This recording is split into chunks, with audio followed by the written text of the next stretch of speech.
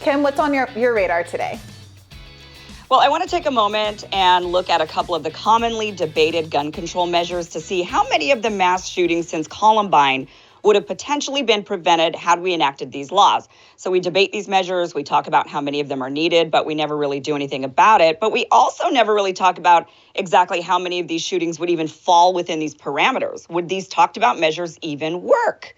So there's a lot of talk about banning assault weapons, banning guns for anyone under 21, or there's the don't ban anything at all. It's not a gun problem. In fact, Joe Rogan alluded to that recently. I wrote this thing once that said this country has a mental health problem disguised as a gun problem, and that's what it is. There's so many guns. There's more guns than there are people. I don't think it's a gun situation, and I don't think you can change the fact that and I don't think it's wise to take the guns away from the people and leave all the power to the government. We see how they are even with an armed populace. They still have a tendency towards totalitarianism, and the more increased power and control you have over people, the easier it is for them to do what they do. And there's a natural inclination when you're a person in power to try to hold more power and acquire more power. And there's never an inclination to give more power back to the people, to give more freedoms back to the people. Freedoms lost are rarely regained. So I agree with Joe Rogan. I don't think a disarmed population is a good idea. I've always felt that only the government having guns and we, the people, should just trust them to be the good guys with guns is a terrible idea. I think the government has shown over and over that they are often not good guys with our best interest at heart. If you completely disarm the population, they'll be even more emboldened to enact a hyper-authoritarian police state. So it maybe could work, I suppose, if you also disarm the cops. But then, as Rogan sort of mentioned, gangsters and mobsters will always find ways to get a hold of smuggled weapons. But on the flip side, though gangsters and mobsters commit plenty of crime, most crime is committed by random people who likely wouldn't even know where to begin to get a smuggled illegal gun on the black market. I know I surely don't know where to get one. I also agree with Joe Rogan that much of our gun violence is a mental health issue. Most gun deaths are from suicide, which is obviously mental health. And many of these mass shootings can be attributed to mental health as well. But then the question is, should people with mental illness have such easy access to firearms? Then again, who gets to determine who's mentally ill? The government? So let's look at the other debated measures. Banning assault weapons and banning guns purchases for anyone under 21. Now, how many of the mass shootings would have potentially been prevented? So we're going to look at the 20 deadliest mass shootings since Columbine in 1999. And when I say mass shooting, I don't mean gang violence where many people are shot in a drive-by, nor do I mean domestic situations where a disgruntled parent or family member shoots up a birthday party. I only mean random mass shootings where a person walks into a school, movie theater, or synagogue, etc., and begins shooting at random people. So this includes the movie theater shooting in Aurora, Colorado, Pulse nightclub, the Las Vegas shooting, Sandy Hook, and many others. Now, you may feel like some are missing from this list, but we're just going to look at these 20 when discussing whether or not any of the proposed measures would actually be of any benefit. So let's start with the one being discussed lately. Since the Uvalde shooter was 18, there's been a discussion about banning the purchase of firearms for anyone under 21. Okay, so how many of the mass shootings since 1999 have involved anyone under 21? So Columbine was committed by an 18-year-old and a 17-year-old. The 18-year-old had barely turned 18 a week or even two earlier. When they acquired the guns, they were both only 17, legally unable to purchase them, and had friends purchase for them. Now, one of their friends who made the purchases was 18. The other was 22. A Sandy Hook shooter was 20 years old, but he used his mother's legally acquired guns. The Parkland shooter was 18 and legally purchased his own firearms. The Santa Fe high school shooter was 17 and used his father's legally purchased guns. The Buffalo shooter and the Uvalde shooters were 18 and legally purchased their weapons.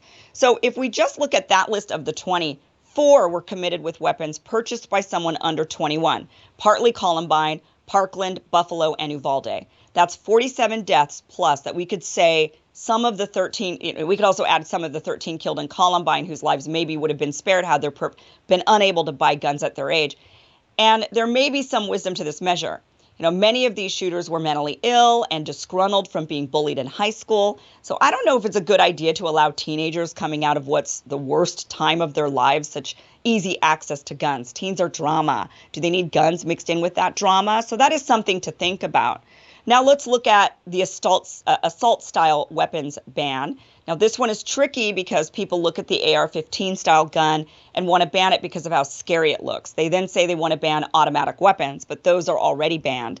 So getting the definition of an assault style weapon defined is the tricky part. Many non-scary looking rifles are semi-automatic. Plus, many handguns are just as scary looking and can cause just as much death and are also semi-automatic. Now, one of the biggest problems with the AR-15 style semi-automatic rifle is it can easily hold large capacity magazines, but so can some handguns and other rifles. Also, the bullets tumble when they hit a person rather than just go straight through. So you're way more likely to survive being shot with a handgun because of the velocity of the ammunition. The bullets usually either stay inside of you or they go right through you.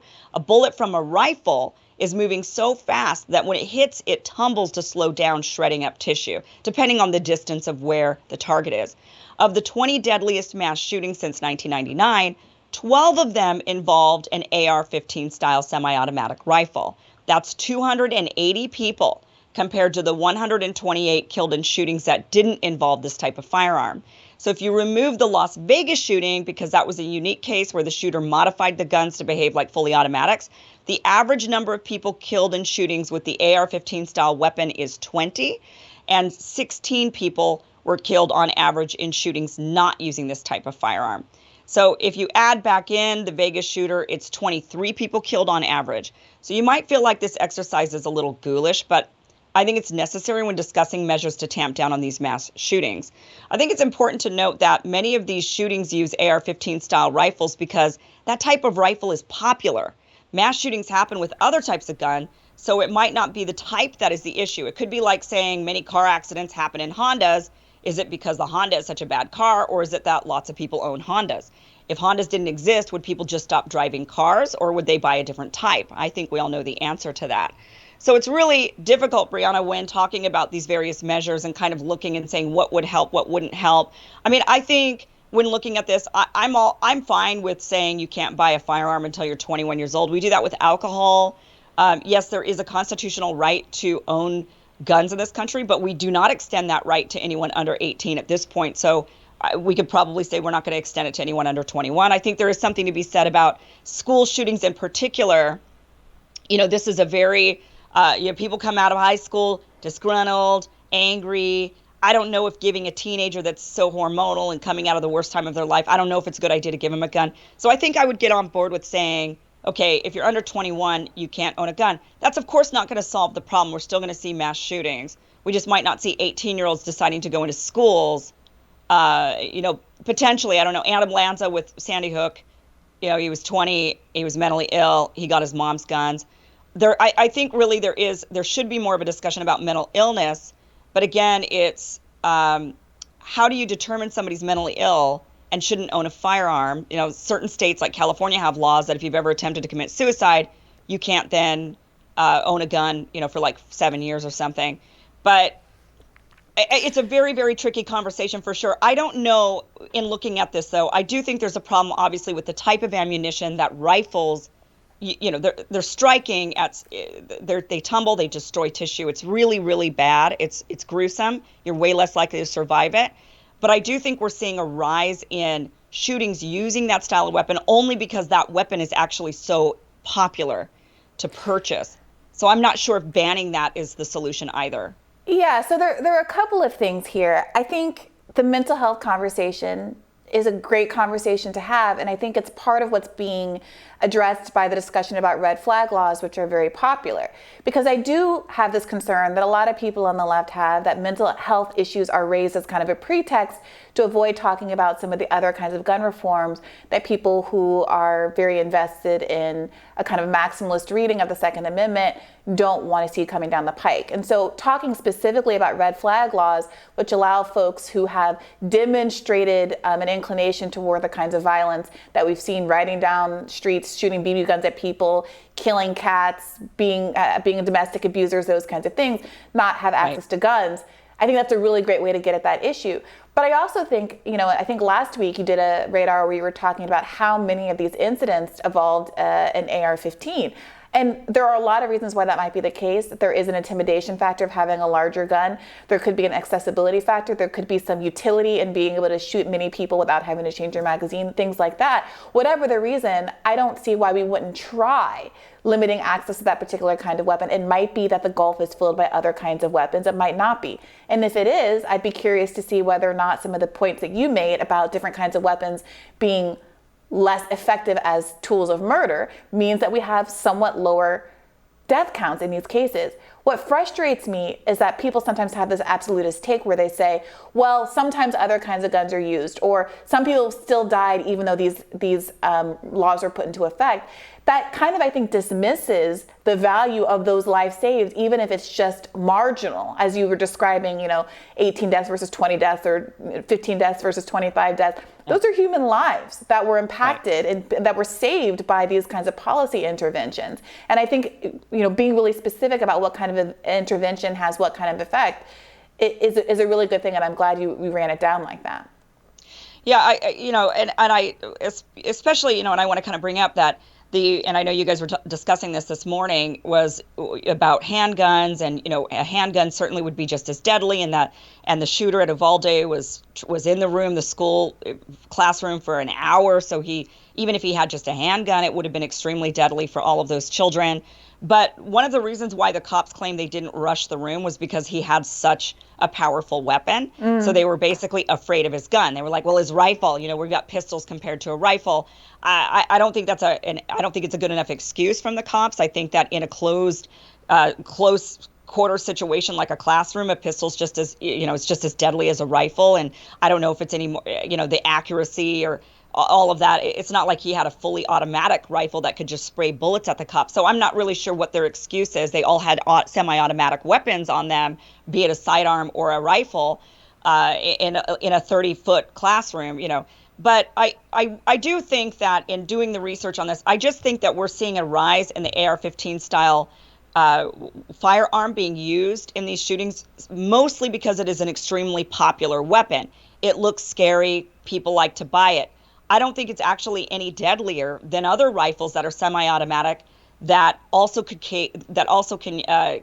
handle large capacity magazines. I think the large capacity magazine is a bigger issue. If you can take out a lot of people because you've got 30 rounds versus 10, that is, being forced to reload is an opportunity for somebody to stop the perpetrator somehow. Yeah. You get several seconds to take them down in some way because they're reloading. So I think there's got to be a discussion about reloading, and taking the large capacity magazines. I do think maybe limiting younger, 18-year-olds from being able to own that type of firearm. Maybe we just say they can own certain types of, maybe certain types of firearms. But what we are seeing, though, and I think what needs to be paid attention to, is we're seeing more mass shootings. So when you look at the list of mass shootings throughout time, we didn't really see a lot in the 90s or early 2000s. We saw several in the 80s. We didn't see a lot in the 70s. And then we saw a lot start to ramp up in these later 2000s and into the 2010s. We've seen tons of mass shootings, so in comparison to previous decades. So I think we need to look at why that is. And that's why I think there's a mental health crisis in this country. We pump people full of drugs. We don't have, our food is genetically modified. I mean, there might be a lot of reasons that we could start looking into the mental health crisis. Many people, I'm sure there's a cluster of reasons, but many people are pointing to the end of the assault rifle ban being a line you can draw on a chart, after which there is this explosion of shootings. And if there is a mental health crisis, that still doesn't, unless someone has a real solution to that mental health crisis, and I think a cultural crisis where there is an active push by these gun companies to get guns in the hands of young boys. We see these commercials with toddlers with guns on their lap, and that's why they've had some culpability in some recent cases, tort law cases against them. Until we address that, I do think you still have to talk about the basic access issues and how so many young people and people of all ages are getting hands on weapons of mass death and using them in these ways. But thank you, Kim. More rising after this.